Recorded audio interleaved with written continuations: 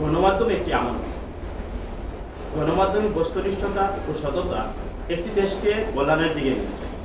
পক্ষান্তরে গণমাধ্যমে গুজব ছড়ানো, ফ্রড, মিথ্যা ও বানোয়াট সংবাদ প্রচার একটি দেশকে অস্থিতিশীল করে তোলে, অশান্তির দিকে নিয়ে যায়।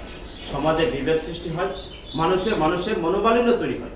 কোরআন সুন্নাহয় অন্য 10টা মিথ্যার চেয়ে গণমাধ্যমে মিথ্যা প্রচার করার ভয়াবহতা অনেক বেশি, অনেক গুরুতর।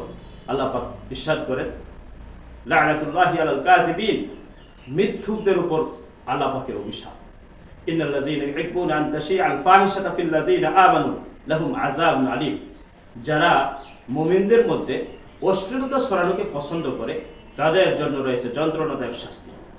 তাই প্রতিটি গণমাধ্যম প্রতিষ্ঠান, গণমাধ্যম ব্যক্তিবর্গ ও সর্বসাধারণের উচিত যে কোনো সংবাদ শেয়ার করার আগে, প্রচার প্রসারের আগে ফ্যাক্ট চেকিং করা, ভেরিফিকেশন করে অতঃপর প্রচার করা।